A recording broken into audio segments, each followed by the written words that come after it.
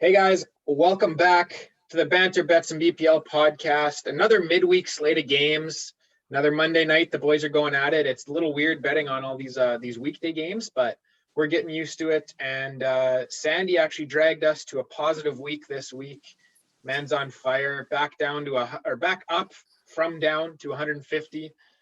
He led the team. Put the team on his back. I had a slight negative. Cody had a slight negative as a guest.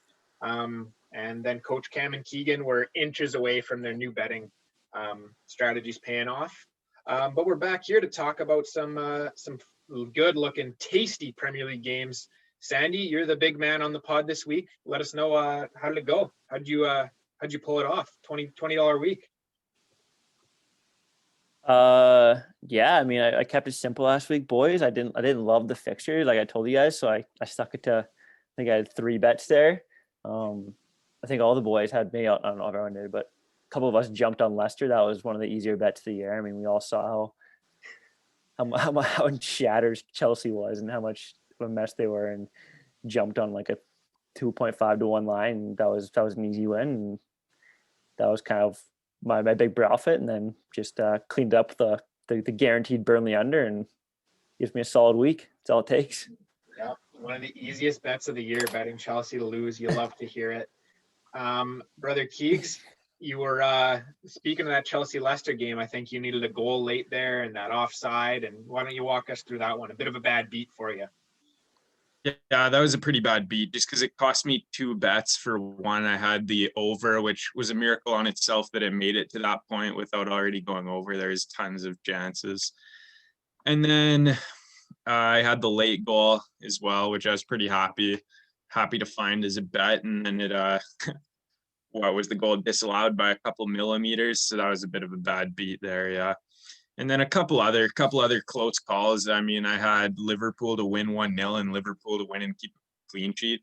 And the Liverpool to win 1-0 the payout in the 70th minute or so, the payout was like 3 times what I bet. And I was considering doing it because I was kind of listening. I was in the car and I was listening to the end of the game, and I kind of wanted to just take the cash out from my personal bank account so I could fully root for Burnley. Didn't ultimately do it, and Burnley ended up winning, so I can't really complain about that. And then a couple other bounces didn't go my way, and here we are. Sick of moral victories, so not too happy. Sick of moral victories. Well, yeah, we love to hear that. You and Brighton, eh? Yeah. No a lot of moral victories. Yeah. You find solace in just watching Brighton, their moral victories. Yeah, that's why you like them. They're rubbing off on you. Coach Cam, a couple corners away from a big week, or what? How'd the crazy corner betting go for you?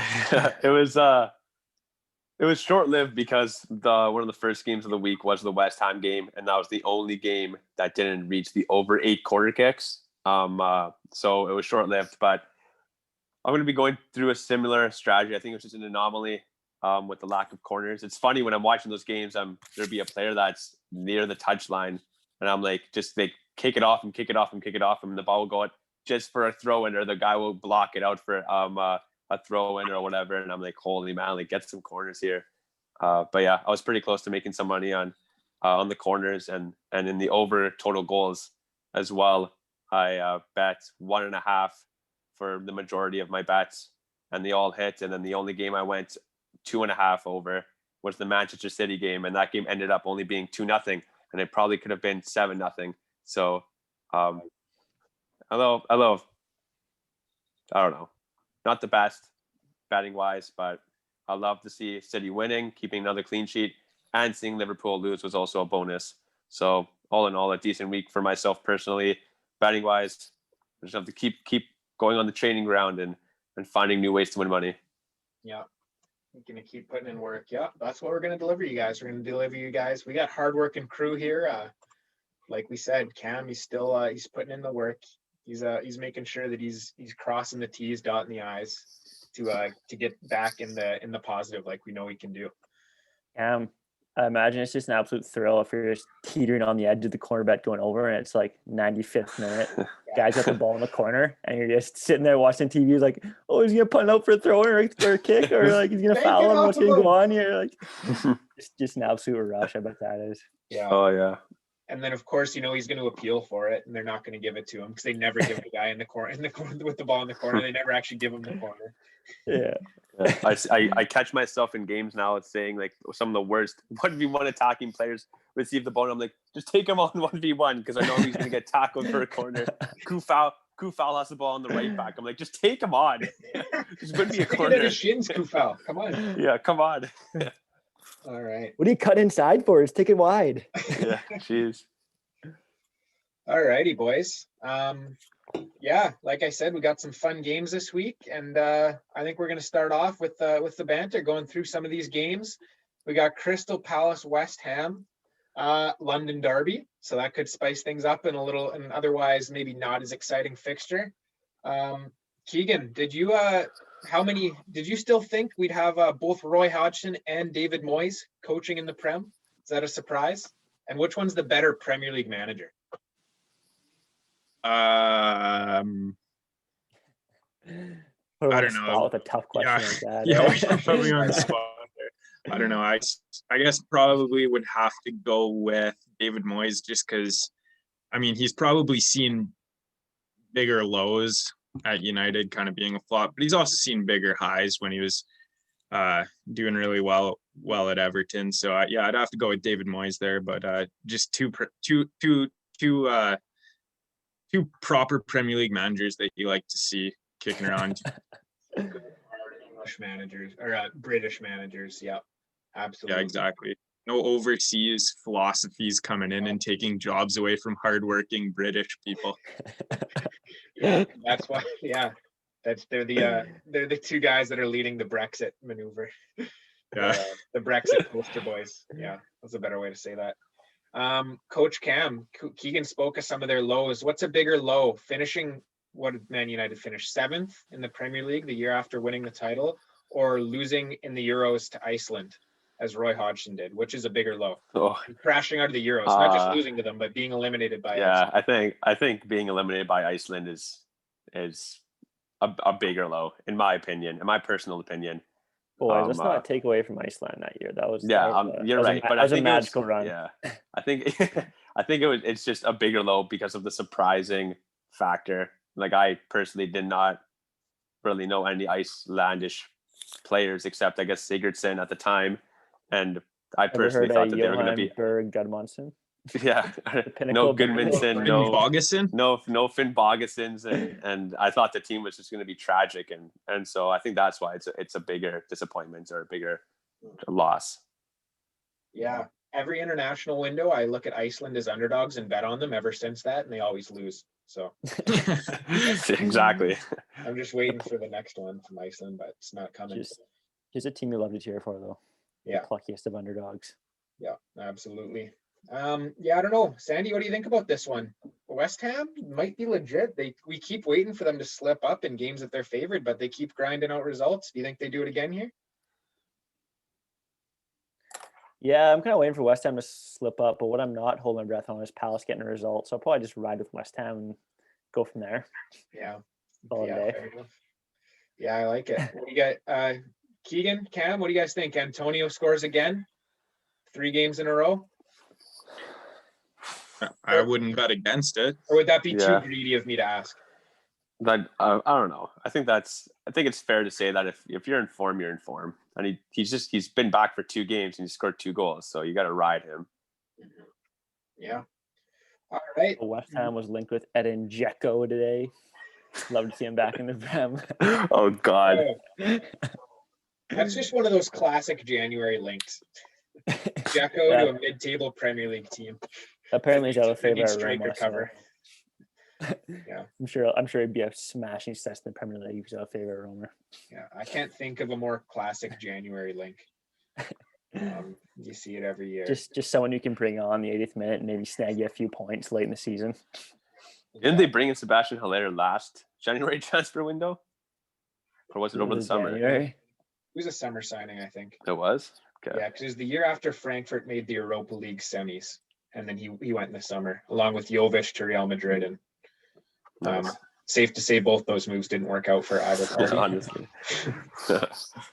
All right, moving right along. Newcastle leads. Newcastle with a sneaky little another loss on the weekend. They kind of snuck it in there with the FA Cup games and tried to get it on the down low. Sneaky from Newcastle to get that loss in there. But we saw you, Newcastle. I was actually betting on Newcastle, and I think I might be done with that. What do you think, Keegs? Are we done with Newcastle? Is it a fade Newcastle situation until proven otherwise? Yeah, I think so. When you guys brought up Newcastle and I had already bet on this game. I had already bet Aston Villa to win and keep a clean sheet. And then you guys were kind of saying like, oh, look at the Newcastle line. It looks quite tasty. And I don't know. I guess I didn't respond to any of your messages. Didn't want to, and I didn't cash out or anything. So I just kind of ignored you guys and ended up getting a payout for myself there. So I guess that was a little bit selfish, but it's a cutthroat game. And as for Newcastle, I thought it was because you didn't want to make us feel bad and tell us our ideas were stupid. Just be clear, Liam. I had nothing to do with betting on Newcastle. I want nothing to do with that. Anyway, sorry, Keegan. I think I cut you off. Did you want to finish your thought there? Did you have anything else? Yeah, I was just going to touch on the game instead of rambling on about nonsense quickly. But yeah, I mean, for all the stats heads out there, you got one of the most pressing teams against one of the least pressing teams measured by the PPDA. Newcastle is just the least, I guess, I don't know how you describe it. They deploy the least press out of any team in the Premier League coming up against Leeds. So it'll be interesting to see what happens. And you kind of hope that the team that looks to play ends up winning the game. So I'll probably be out there cheering for Leeds and probably betting them as well, because I haven't seen too much from Newcastle. I don't know if they're capable of scoring goals. We'll find out against one of the worst defenses, but we'll see. I think it'll actually be a sneaky good game to watch. Yeah. Oh. Really sneaky then. really sneaky. Like you're on your tippy toes, sneaky. Yeah. Well, I'll tell you right now, I bet you it's more of an exciting game than Southampton-Arsenal, which is coming up after it. You're not excited for Southampton-Arsenal, the rematch? All right. Coach Cam, we like to live in alternate universes sometimes. I'm taking you to an alternate universe where 4 teams are relegated. They're saying, oh, the Premier League's so bad this year, we're going to relegate 4 teams. Is Newcastle one of those 4 teams that gets relegated? Honestly, Liam, I just want to start by saying I feel like I'm always in the relegation alternate universe. I probably have picked 10 out of the 20 Premier League teams to be relegated at this point. So, but surely Newcastle's got to be one of them then. Like honestly, like the way they're going, they're looking like to push themselves farther and farther down there. I can't even think of one good Newcastle player. Like not even one. Like Joelinton's waste. Wilson's so bad. Callum Wilson, you're right. Actually, I forgot about Callum Wilson, which also isn't really a good sign if I'm forgetting about him. He's supposed to be a good player. Yeah, Alex. And now that we mention it, St. Maximin's. He got subbed in last game. Yeah. So he's obviously done with COVID and his hamstring COVID injury he's had for a couple months. But I just thought he was an exciting, flashy player. I don't really think he's amazing. I don't know.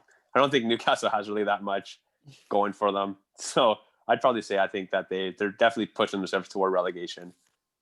I think St. Maximin's like he kind of runs that. I think that's one asterisk I put on like how bad Newcastle's been lately is he's been out. He kind of runs their attack. So I'm probably gonna bet on Leeds here, but I'm a little wary that Newcastle could uptick in form just a smidge here with getting back in the squad. Yeah, another reason the game will be exciting if St. Maximin does play, which I really hope he does. St. Maximin going down the left against Ayling on the right back position should be exciting. Yeah, honestly. They're gonna come to a gentleman's agreement at the start of the game. Just be like, hey man, I'm just gonna go forward. You can go right by me. I won't track back. You don't track back on me. It's gonna be that type of thing. Just gonna be constant attack from either side. Yeah. Yeah. Jeez. Honestly, I don't know if it's just me, but every time I watch Newcastle play, Fabian Schär looks just absolutely lost. Like he's in the wrong sport or something. Like he looks so bad. he like give the ball away. He's in the midfield making stupid tackles, and I don't know. He's always putting his arms up like he doesn't know what's going on. He just looks so lost. Like I don't know. I think he's awful. You're always just holding out and hoping he can bang in a 45-yard long shot with those 85 long shots Honestly. he's holding on to. Exactly. Been waiting a long time for that one. All right, moving along. Southampton Arsenal, the rematch. Just saw this FA Cup game on Sunday morning. Southampton won. Sandy, Che Adams, another home banker for Southampton, or is it the Arsenal Renaissance still got you a little bit wary? This is Southampton at home and they're underdogs. This seems like a spot where you'd pick them. Yeah, I don't know. Is Arsenal still in the first Renaissance here, or are we like on to like the second or third? I mean, I feel like they've kind of been a little. They give you hope and then they come crashing down a little bit. I'm not sure where we're at with Arsenal, but Southampton's. I don't know. They've been disappointing me a little bit of late. I know Che has really cooled off, so that's been unfortunate to see. Hasn't been bagging goals and assists every week like it was at the start of the year. But yeah, I don't know. I'm not as confident with Southampton, but they're really sound defensively, and they got some game changers up front, so they're just a good solid team. So I think they'll have a good shot winning here. Yeah. Yeah. Are you any of you guys, Keegan, Cam, you guys taking Southampton this number 3.5 at home? Honestly, Liam, at first I was thinking I'm gonna take Southampton here. I actually thought it was like almost like favoring Southampton because Arsenal, I still don't trust them. But then I was on Twitter and I saw that both Ryan Bertrand and Kyle Walker-Peters are going to be out. And I thought like Southampton's main game has been how sound defensively they've been, like Sandy said, missing two starting fullbacks, who I think have been really big game changers for the team. Like, I don't know who they're going to be bringing in to replace those two, but like, I don't know how confident I am in picking Southampton anymore. Yeah, I don't know. I kind of think you're right, Keegan. This could be a sneaky boring game. Southampton Arsenal. Southampton games haven't been too high scoring lately. Arsenal's had a good run, but their fixtures have been super easy lately. Like they've been beating up on like West Brom, Crystal Palace, guys like that. So I think we're seeing a bit of an actual little tough run of fixtures, and they might come unstuck again. Would be classic Arsenal. My last question, Keegs. Theo Walcott is both playing for and against his old teams today. Or not today, tomorrow. Do you think he scores? I probably wouldn't bet on it, but it's definitely one of those matchups to keep an eye on. So yeah, but I don't think so. No. Is Ings out right now? I can never keep track of that guy. Is he Ings healthy? should be back. Where's he at? So Walcott, I guess he'll start in the wing probably. Yeah, Walcott probably on the wing. Ings should be back. So I can see Ings coming back in this one, and I think Southampton might just nick one here. I don't know if I'd bet on it.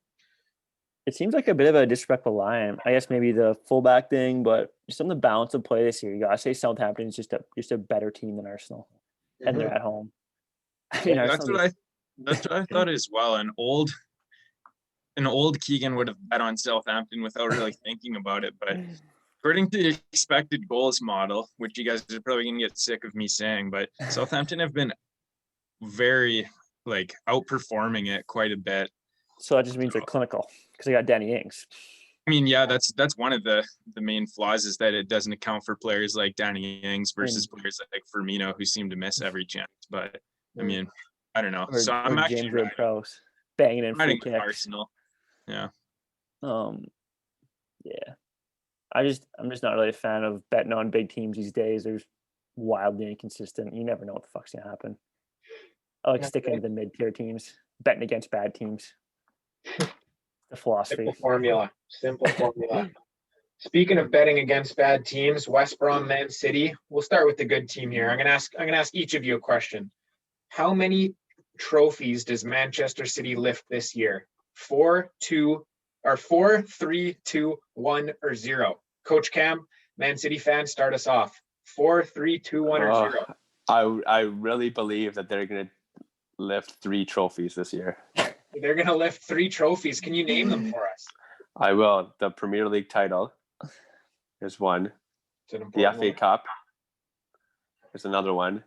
And this is a little bit of a long shot, but I'm a fan for believing. My dad said he's been a fan for Toronto Maple Leafs for 50 years, and I'm gonna keeps with them. I'm gonna be keeping with Manchester City. I'm gonna say the Champions League.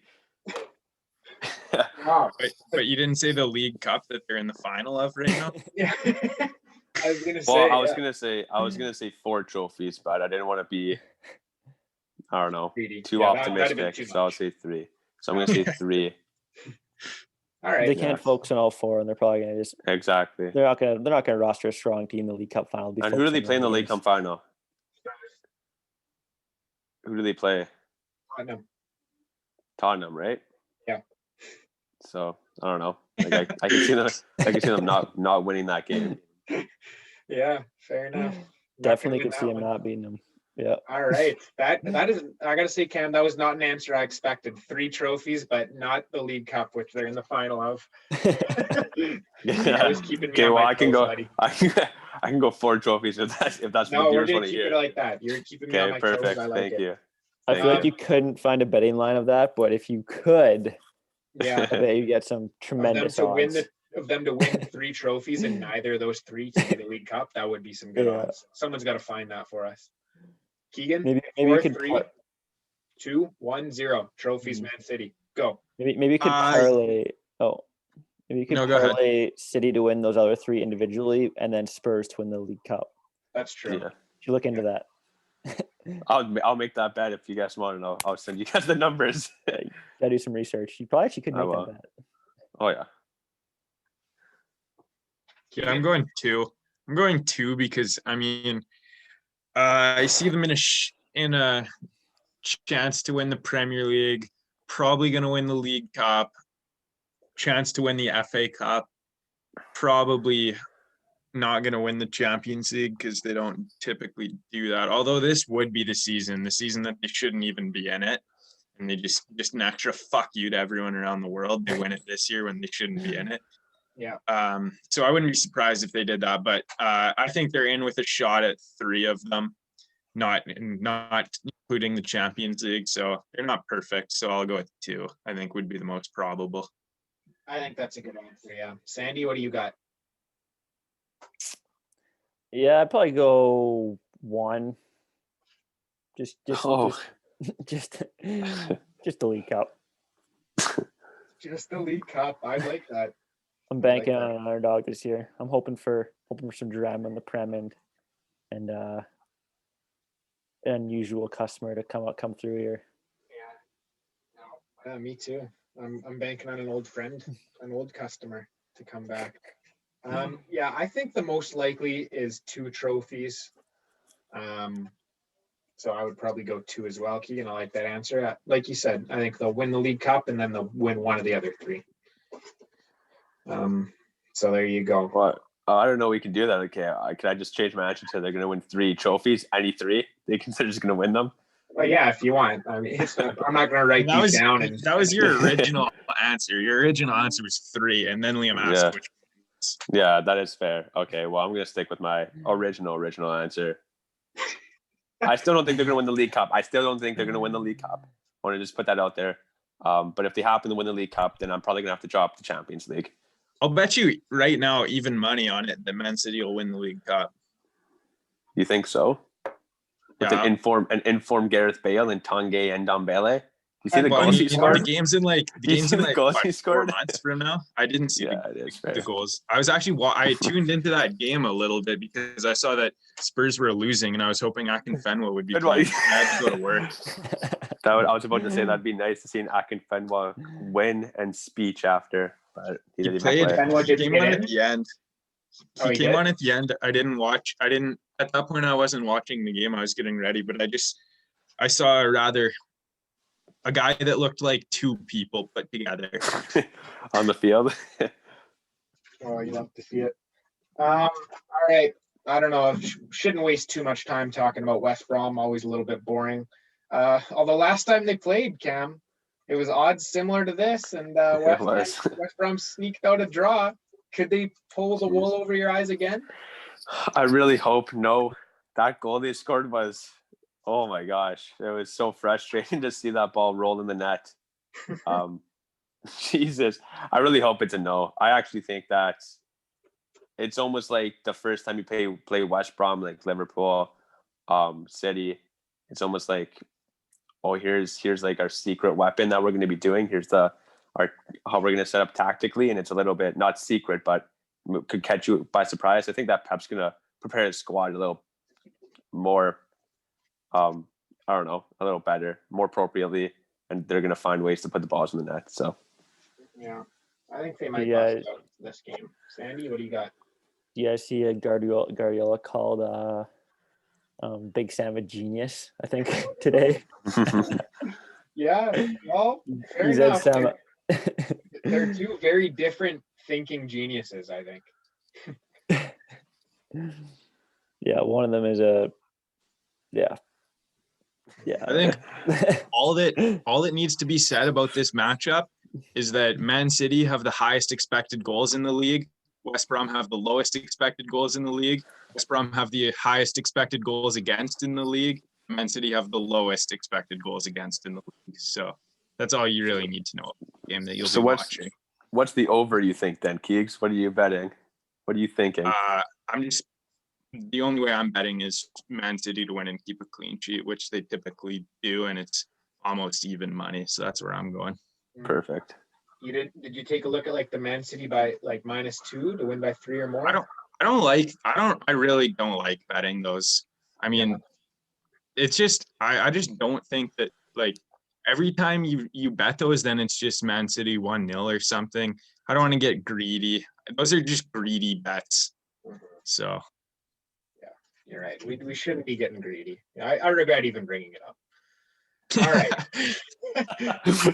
Let's move right along to Burnley, Aston Villa. Villa took care of business at home against lowly Newcastle when they were favored a little bit. They're still underneath even money a little bit on the road against a Burnley team who's coming off a huge 3-0 FA Cup win over Fulham. I think this line's slightly and before that, a huge 1-0. I didn't even mean to make that joke, but I guess what they did against Liverpool is good too. Yeah, I was going to say, what? I was like, huge, and then you're like, Fulham, and I was like, wait, what? Yeah, I don't know. And by the way, they beat Liverpool last week too. Yeah, they had a 1-0 win over Liverpool. Whatever. Is this not a disrespectful line against a Burnley team who's in form and gets the job done? Or do you see Villa taking this one, Sandy? Well, I'm not sure who'd be more yeah, it's a tough line to make because it's two teams that are typically disrespected in their lines. So they've obviously decided to disrespect Burnley here of the two. Yeah, this is kind of going back to those games about Villa that we've talked about where one of the favorites and the heavy favorites, you just don't really know what to expect. They seem like they've kind of remedied that situation. They're actually getting consistent wins these days. They're kind of balling out. They're kind of like a solid team. So I think I'm just going to stick with the under. Yeah. Burnley under. You're not liking Burnley 1-0? Not really, no. I mean, well, I don't know. I'll have to take a look at the line. This would be a good week for it. I mean, it's on the cards for sure. It could happen. Derby of disrespect, we'll call it. Burnley, Aston Villa. Hopefully it lives up to its impeccable billing. All right. We also got Chelsea, Wolverhampton. Lampard just got sacked. Keegan, you won your bet with Cody. Do you have a message for Cody that you'd like to drop on here for him? No, I don't know. I could see why he made the bet. I think it was both of us just making passion bets, and I respect his side of the bet. And unfortunately for him, it was the end of the roller coaster ended up with Lampard on the bottom. So I don't know. I just think that this line for Chelsea, or this Wolves line, is actually the most disrespectful line out of anything I've seen. I mean, I guess maybe they're playing into the, new manager boost, but have they confirmed Tuchel yet? I don't even know, but I don't know. I just think 1.6 for Chelsea in the state that they are is It baffles me. That being said, I'm not very impressed with Wolves, but still. So I'm probably staying away. But I think out of all the disrespectful lines that you guys have been talking about, this has got to be it. Yeah, I mean, this is kind of a battle of like maybe two of the worst form teams in the league outside of like the really bad teams.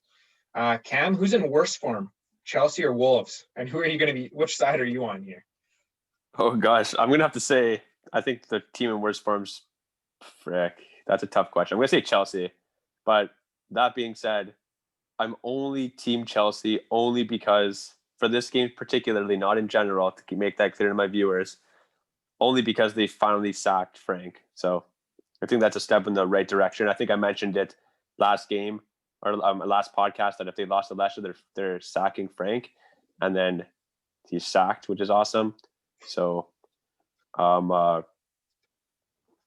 I think that's a step in the right direction, and I think that they could have that factor of, I don't know, like a little bit of motivation for the players, which sounds maybe a little counterintuitive, but I just think that sense of we're not fucking around anymore. Like, you guys better find results, or we're going to be like, there's going to be a problem.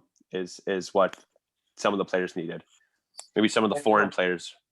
No, it's not counterintuitive. They got to prove now that the manager sucked and that they don't suck. Basically, is what they got to do. And fighting for spots for the new. Yeah, whoever's going to be coming in. It's actually shockingly intuitive for you, Cam. Yeah. So that was one of the more intuitive things you said today. I said I said counterintuitive because it's counterintuitive in the sense that you are doing so poorly and you get punished for doing poorly. I don't know. I feel like that doesn't really spring up, like, you just start doing well. I don't know. I think that if you're doing poorly and you're punished for doing poorly, like, that doesn't, I don't know, put you in the right direction. Yeah. But I don't know. Yeah. You're right. The way you guys explained it makes what I said pretty stupid. It does sound very intuitive for them to do that. But I think you're talking yourself into a circle here. It's pretty simple. You know, if your manager gets fired, you just want to come out and play, then show that it was the manager's fault, and you're good. Yeah. I don't know if you guys read the Athletic article, but I was left with a pretty sour taste in my mouth, and I think this crop of Chelsea players is just a bunch of rotten apples. Not going to turn around. They're lacking leaders. Actually, I didn't. Can you shed a little bit of light on what was going on there? Yeah, I mean, the club politics stuff aside, that was kind of a big takeaway, was that like Marina did not have Frank's back, and they're button heads over players they should buy, and the club was going above his head buying these players. I think they said Chilwell was like the only player Frank had the final say on. All these other guys were kind of the club, the director's decision. Kind of like him, yeah. So there's some club politics stuff, but then there's also some player dynamic stuff with players like basically being little babies and saying like, "Oh, Frank's not like talking to us when we're getting left out of the team. Like, he's not giving me pep talks, telling me everything's gonna be all right. So we're just gonna mail it in, stop like trying and training, and start ganging up on like Mount and like these other guys, these young guys." So it sounds like the players in the locker room were being just incredibly unprofessional, just like whining that they're not getting selected and that their coach doesn't like them, and just like bullying like the young academy guys getting brought up. So it sounded like a pretty horrible environment. It was pretty funny to read just how much of a mess that locker room sounds like. Sounds toxic for sure. And I can totally see Mount being picked on as the teacher's pet. Yeah. They also mentioned that Mount captained the team in his last game there. So like that's pretty funny. Like this 21-year-old kid. Yeah. I also thought it was interesting. It was hilarious how the board was like, Frank's like, "Let's go sign Declan Rice," and they're like, "Declan Rice, we released him as a youth player. How would that look? Now we're gonna look desperate if we re-sign him." Frank's like, "Oh, okay, well, can we at least sign a new goalie? Kappa sucks." And they're like, "Well, we just bought him for 80 million. We can't look bad about that too." So they're more concerned with how they're perceived rather than actually winning games and building a good team. Yeah. So I don't know. Do you think it was harsh that he was let go, Sandy? Or are the owners too trigger happy with the managers these days? Well, I mean, it just sounds like it was never going to work out. with the way it was going with the ownership. So I guess you got to find someone who, I don't know if you got to find someone the owners can just boss around and who's just going to be like a talking head and doesn't have a spine himself, or what the solution is there. It's always going to be pretty tough when the non-soccer minds are making the decisions at the club. Andy with a scathing attack on Thomas Tuchel, calling him spineless. No, I didn't say he was. I'm saying maybe that's the situation that'll work. All right.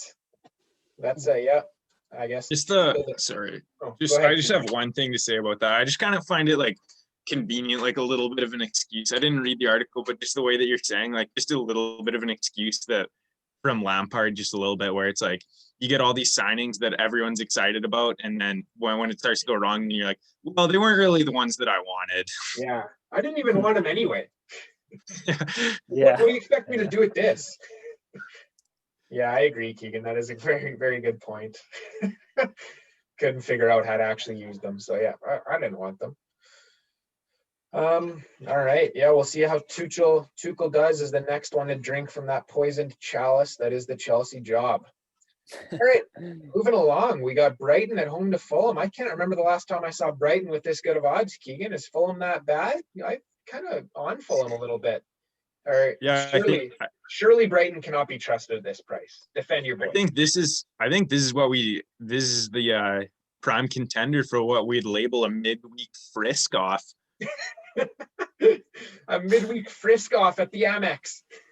But I always like Brighton, so probably ride with Brighton here. I think they're ultimately they're the poster boy of expected goals, so I'm riding with them. Okay. Coach Cam, if you were in a midweek frisk-off, what would be the friskiest dance move you'd pull off in your frisk-off? Oh, that's a tough one. I'm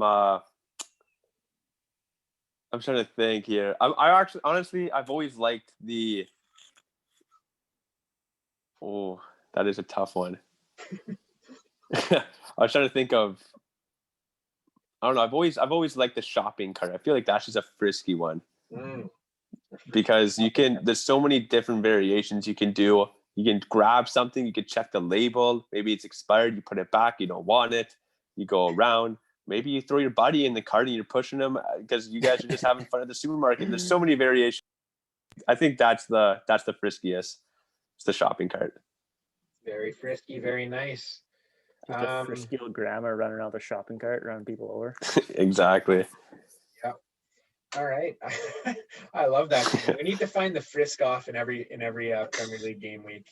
I do think this especially our midweek frisk offs. Yeah, you're right. No one will be watching this game because it's on, like it'll be on. No one will watch the start of it because they'll be watching the end of these 10 o'clock games. And then after, people will be watching a better game like Everton Leicester. So yeah, it could be the lesser spotted midweek frisk off.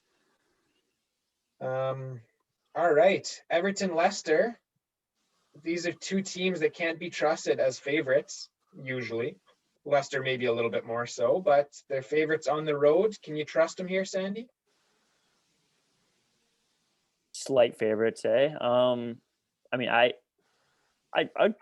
not going to bet on them, just because my philosophy, as I stated earlier, is to stay away from big teams, especially two big teams play each other. You just don't know what the fuck's going to happen. But if you put a gun to my head, you said who's going to win this game, I would definitely pick Leicester. Yeah, this is an interesting one because this is almost the exact same line as Leicester at home to Chelsea. And I don't know. And we went with the home team there. Keegan, does the home team get it done again? Or is this a stay away, like Sandy says? No, I think it's a bet on Leicester. I don't know. I think they're quite good. That's one of Vardy's also out, so shit. Gotta keep that in mind. Vardy's got a hernia. He's got to operate on. Honestly, I forgot about that when I bet on it. I'm probably gonna go cash out of that bet right now. Yeah, I agree. Thanks for that knowledge. I think Vardy's huge to their team. I mean, who's gonna play there? Iheanacho, I've never really had too much confidence in. So thanks for bringing that up. I'm gonna cash out of that and not say anything else because I clearly don't know what I'm talking about. Fair enough. All right. Yeah. I don't know. I think this is like an Everton Cup, which is the team to finish 7th. This is like an Everton Cup, like probably the two best teams outside of the big 6 teams. So there's an Everton Cup matchup for the ages. Does Leicester have the potential to come? I'm not going to say top 4, Cam. I'm going to say is Leicester locked in top 5 team this season? Yeah, I think so. I think Yeah, they you're- have. Yeah, because I think the other 4 teams that are just ahead of them would be City, United, Liverpool, and probably Tottenham. I don't think Chelsea's really. I don't know unless they have this drastic change in philosophy and mindset from their new manager. I don't think they're I think I mentioned this last time. I think they're in pretty big trouble, Chelsea, like lower mid-table trouble. So with Arsenal, they're jumping in with Arsenal. Yeah. Pretty counterintuitive, Cam, going City, United, Liverpool, and Spurs to top 4. It's a leap of faith. Chalk. Jesus. Don't worry, Cam. I'll give it back to these guys because last week I believe both Keegan and Sandy, I asked you guys both when Chelsea played Leicester who finishes ahead of above each other, who finishes higher in the table. I mean, I think you both said Chelsea. Care to go back on your word? Well, that was probably when they're in the midst of their 18-game unbeaten streak. They were looking like a different team. No, it was last week. It was last week? Yeah, it was when they played each other last 7 days ago. Someone run back the tape. I can't imagine I said that. Okay, editors, run it back. Yeah, it did. It did happen for sure. And I don't think it's too late to go back on because what we were saying, we were both pretty much saying the same thing. Basically, Chelsea's manager is going to get fired, and then they'll probably try and turn it around a bit. And so far, the first part of that's come true. So we'll see if they turn it around. I mean, I hope I'm wrong, but I don't think we can just rule it out after they lose the game and lose their manager, which is what we expected to happen anyway. Fair enough. All right, moving along to the other game in the late slot, Wednesday afternoon. We got Premier League leaders, Manchester United, might not be leaders at the time, going against Premier League bottom club, Sheffield United. Keegan, it's been a long wait. If you had to bet right now, yes or no, Manchester United wins at least 1 trophy this year. Yes or no?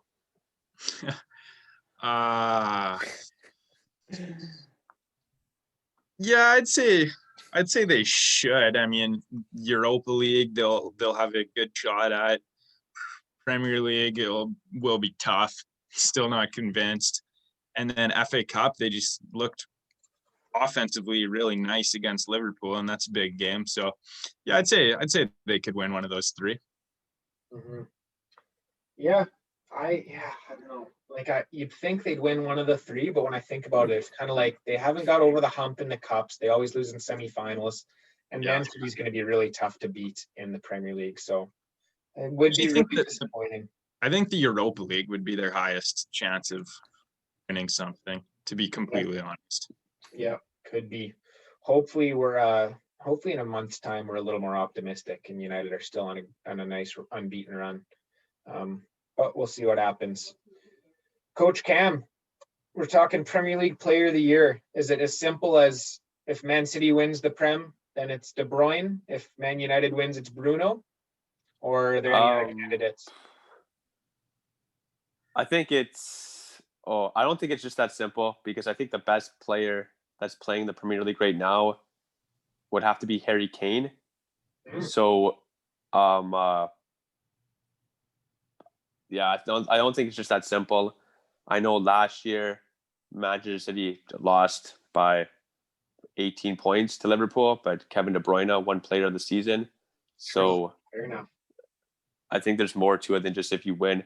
That being said, if Manchester City or United end up winning the league, there's a good chance that it'd be because of Bruno Fernandes or Kevin De Bruyne's contributions, which may overtake how well Harry Kane and Heung-min Son are doing. So I think that there is a very, very high chance that whoever wins will take the player of the season. But we'll just have to see because either Kevin De Bruyne or Bruno Fernandes, they've they could maybe, I don't know, get injured, slow down. Who knows? So They could get injured. They very well could. One of those two very well could get injured. Really covering all your bases with that answer, Cam.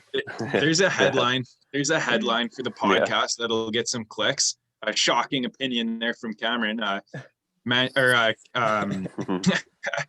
Fernandes or Kevin De Bruyne will play a crucial role if their teams win the Premier League.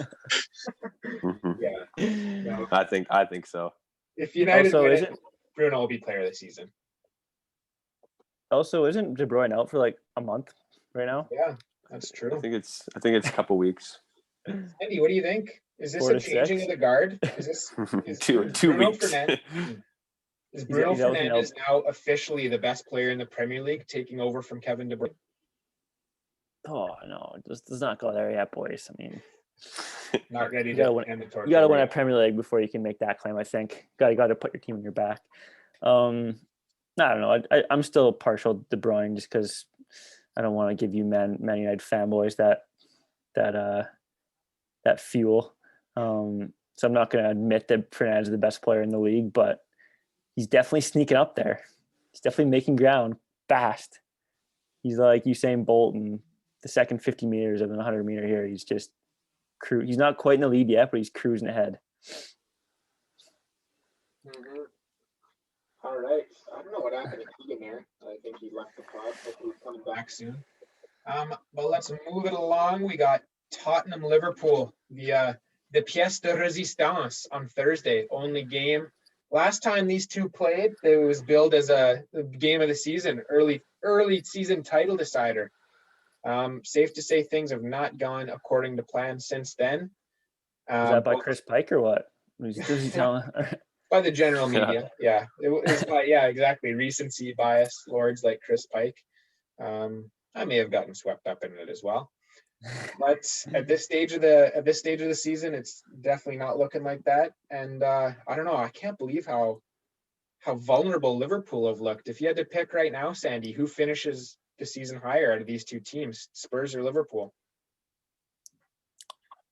Liverpool. Yeah. Are you saying that you said that pretty confidently? Are you very confident in that? Yes. All right. Simple one-word answers. There you go. Coach Cam, do you have any I know you're famous for the Tottenham is winning the league call, but Oh gosh. do you want to defend those guys or I'm not going to defend Tottenham. No. no? You It's think funny. Liverpool finishes ahead of them as well? I think they do. Yeah, I think that they have it in them to push themselves. I'm not really sure what's going on over there, to be 100% honest. Like, I have no idea what's going on over at Liverpool. Yeah, I have no idea why they're dropping points to the likes of Burnley, but they are. So they need to figure some stuff out. I think the first thing they should do is find a solidified back four and not just throwing in players that are 20 years old or players that are holding midfield players.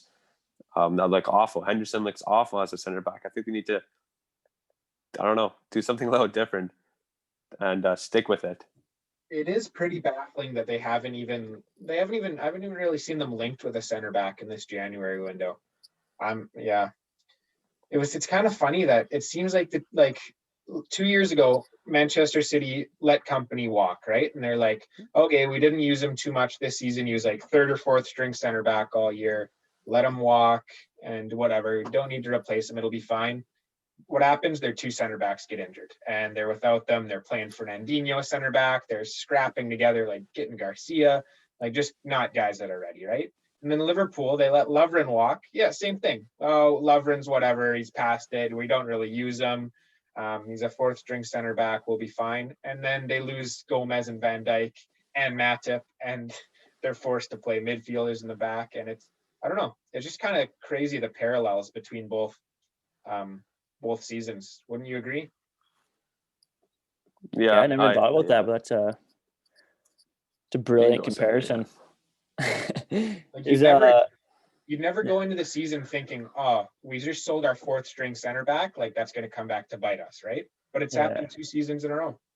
I mean, if any team's down to play their fourth string center back, are they going to be doing all right? Like, does anyone really roster 4 good center backs these days? No, that's the thing. That's what I'm saying. Like, it's not really a priority that you're like, oh man, we need that fourth string center back. We're gonna need him big time. But Yeah. there you go. The two Premier League title challengers the past 2 seasons have really hurt from that.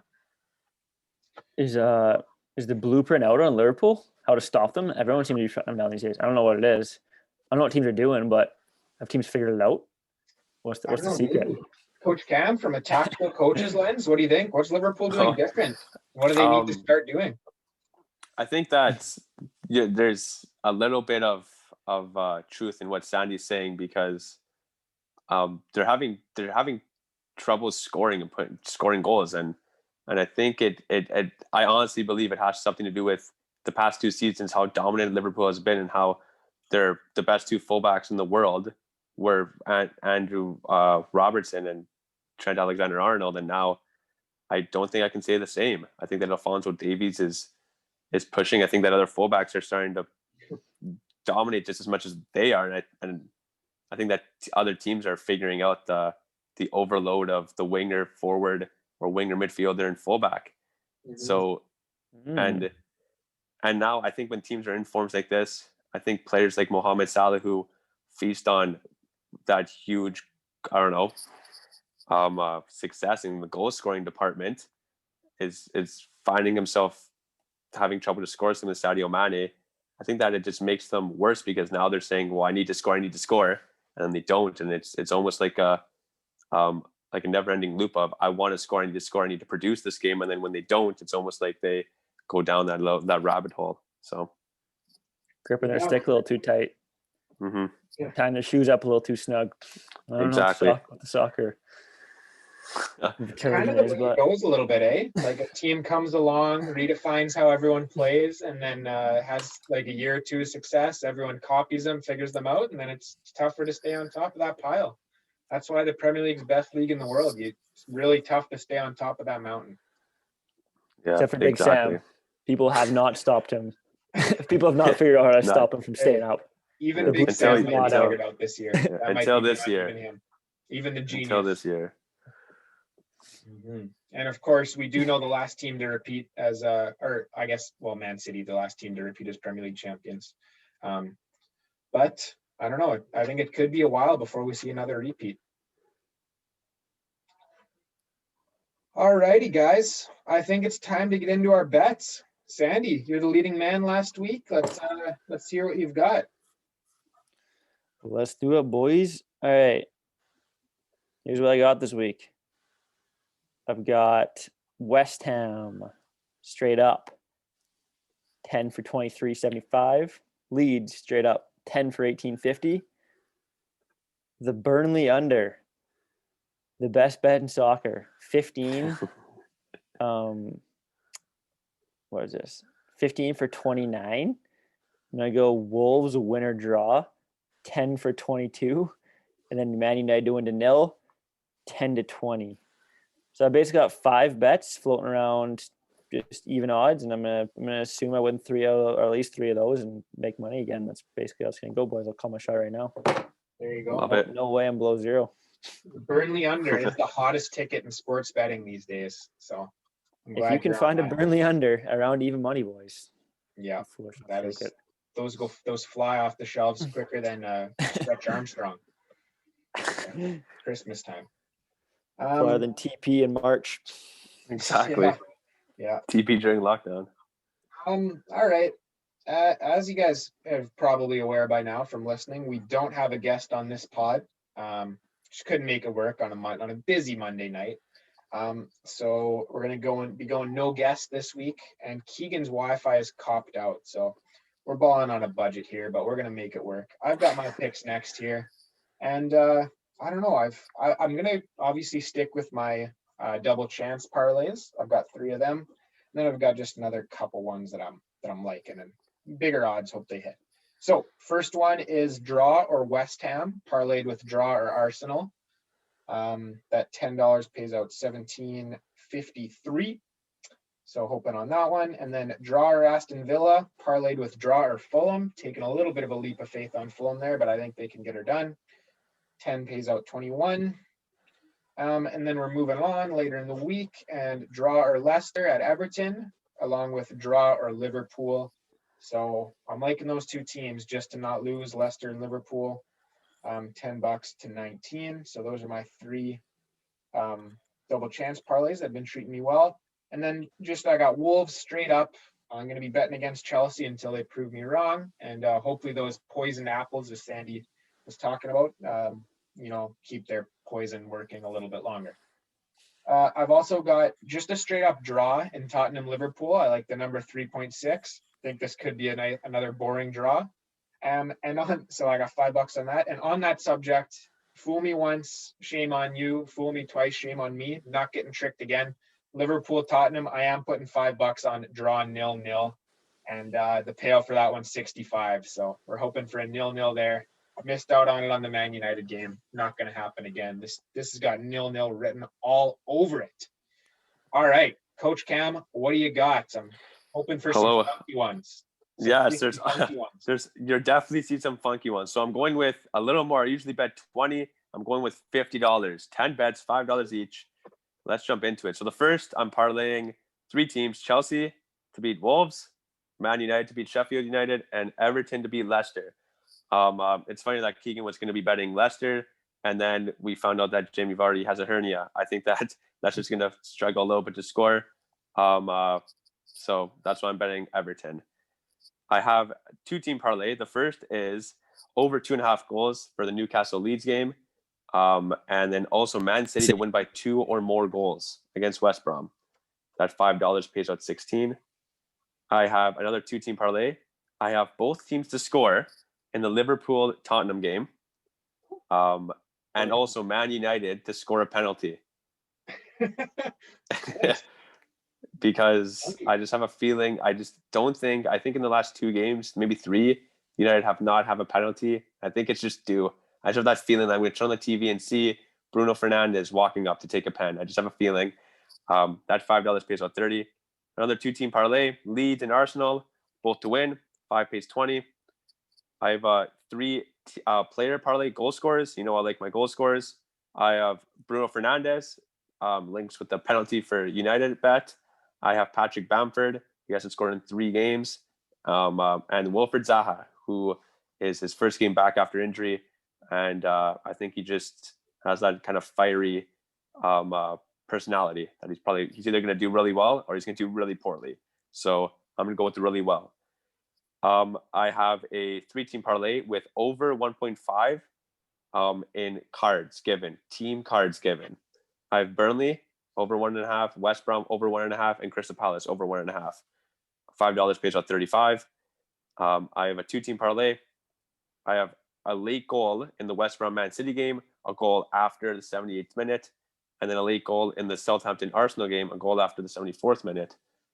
$5 pays out 16.80. Hopefully everyone's with me still. I have a Burnley Aston Villa draw, $5 pays 18. And then last but not least, I have a 2-team parlay for players being booked at any time.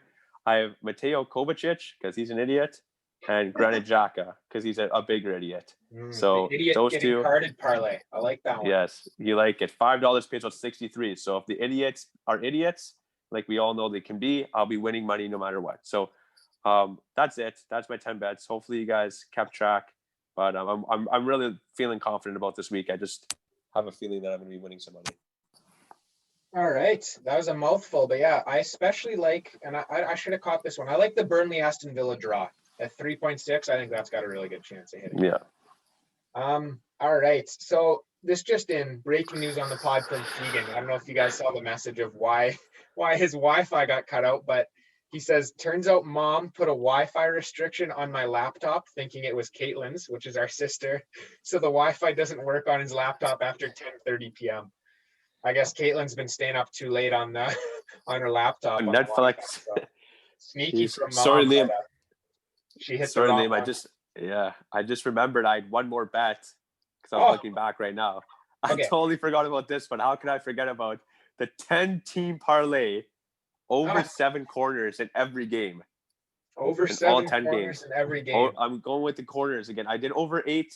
I got screwed by a corner, so I'm going with 7. Over 7 in every game. $5 pays out 33.